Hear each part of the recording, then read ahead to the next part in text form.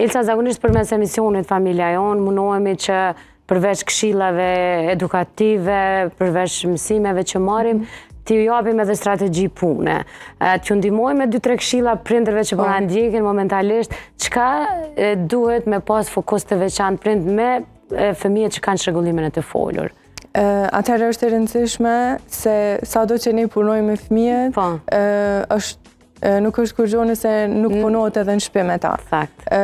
Do me thonë, duhet edhe në shtëpi me u stimulu fëmijët, me komuniku me ta sa ma shumë, me u mundu me u reduktu pajisje teknologjike sa ma shumë, edhe mos mu ekspozu në shumë gjuhë në të njëjtën kohë. Se tek fundit po jetojmë në Kosovë dhe fëmijëve ju duhet gjuha shqipe.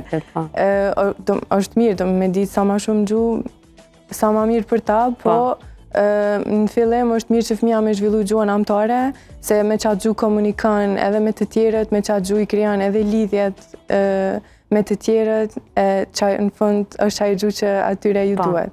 Edhe që ajo ju ndihmon pastaj me zhvillu edhe komunikimin ma shumë. A quhet, ose a hyn në listën e çrregullimeve në të folur edhe fëmijët të cilët nuk e din asnjë fjalë shqip, por e folin rrjedhshëm gjuhën angleze në moshën 2 vjeçare, 3 vjeçare? Po, atëherë, ndoshta... Se ka plot fëmijë të tillë.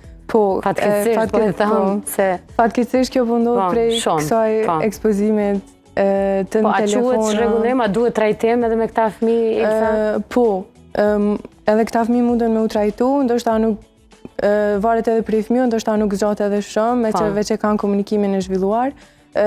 Mirë po, duhet fëmijëve me mësu që mas pari duhesh me ditë gjuhën shqipe, pastaj se po kemi shumë fëmijë që ndoshta e kanë komunikimin shumë të zhvilluar, po e kanë gjuhën angleze. Po punojmë edhe me ta që me mësu që duhet fjalët me i thonë gjuhën shqipe. Unë e di se momentalisht, se gjithmonë çdo deklaratë gjykohet në 2 verzione, dikush që mbështet edhe dikush që spajtohet, por prapë se prapë.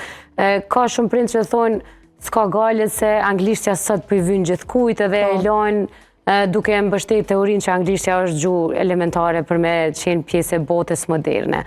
Por këta fëmijë, të cilët nuk flasin mirë shqip, kur po hyn klasë parë, po kanë pastaj edhe bullizime, sepse po përballen me mos pranimin e informacioneve, po përballen me mos nxënien e mësimit e të tjera. A keni raste të tilla Ilsa në institutin tuaj të Visar Sadikut? Që fëmijët përballen me... me vështirësi në klasë parë për shkak që nuk e njohin gjuhën shqipe. Po flas për kosovarët, shqiptarët. Po, ka fëmijë që, do me thonë, që ato që e kanë zhvilluar komunikimin, po flasin shumë gjuhën angleze.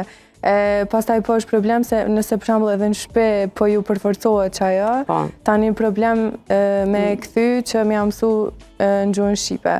Mirë po me stimulim edhe ajo arrihet, po ndodh që fëmijët munden me pas tani vështirësi edhe në shkollë, edhe ndoshta edhe në përfundimin e detyrave, ose pastaj edhe me i marrë mësimet që zhvillohen në shkollë, se të në kohën të e folë gjuhën angleze, të i mësu fjallë në gjuhën angleze, e pastaj deri të kthehen prapë në gjuhën shqipe, mundet me ndodhë që kanë vështirësi, po me stimulim edhe ajo arrihet.